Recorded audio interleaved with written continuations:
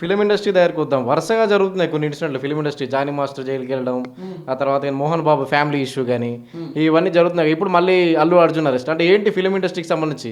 అంటే ఎప్పుడు ఏదో ఒకటి జరుగుతూ అట్లానా, లేకపోతే ఫిలిం ఇండస్ట్రీకి కూడా కొంతమంది చెప్తూ ఉంటారు కదా బాగాలేదు, ఆ దశ బాగాలేదని, అవి ఇవి అని అట్లాంటివి ఏమైనా ఉంటాయి? నాన్న ఒక మాట చెప్పనా, జానీ మాస్టర్ది అవాస్తవం.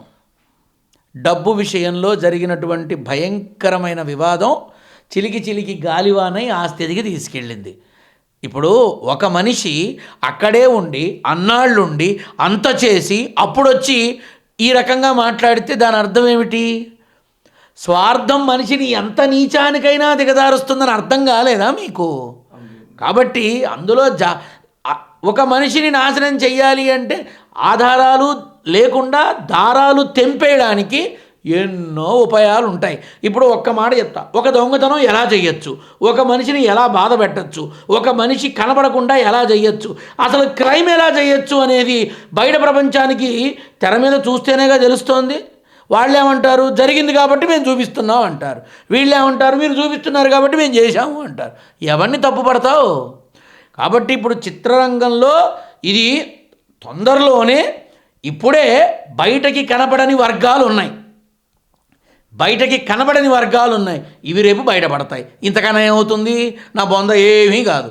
అలాగే నువ్వు చెప్పినటువంటి జానీ మాస్టర్ విషయంలో జానీ మాస్టర్ యొక్క తప్పు లవలేశమంతా కూడా లేదు. ఇది నిజం. కావాలంటే నేను వచ్చి కూర్చుంటా, నేను అడిగిన ప్రశ్నలకు సమాధానాలు చెప్పమను ఎవరైనా సరే. అలాగే మంచుగా విష్ణు అటువంటి వారి కుటుంబంలో ఈ వివాదాలు అనేవి అప్రస్తుతం, అనవసరం, వృధాప్యాయాస, అంతకు మించి ఏమీ లేదు, ఏమీ జరగదు. కన్నప్ప కూడా మంచి సమయం చూసి పంపిస్తే దానికి సంబంధించినంత వరకు పామరుడికి కూడా కన్నప్ప అంటే ఏమిటో తెలిసే అవకాశం ఉంటుంది. ఆ విషయంలో వాళ్ళు జాగ్రత్త పడాలని నేను మనసారా కోరుకుంటున్నాను. భక్త కన్నప్ప సినిమా గురించి. ఎందుకంటే తెలిసి తెలియక కొన్నిసార్లు తొందరపడతారు. ఎంత అద్భుతమైనా సరే ఎప్పటికో కానీ పేరు రాదు. అలాగే వారు కూడా కాస్త మంచి చెడు చూసుకొని బయటికి తెస్తే చాలా అద్భుతం జరుగుతుంది. పామరుడికి కూడా తెలుస్తుంది కన్నప్ప అంటే ఏమిటో.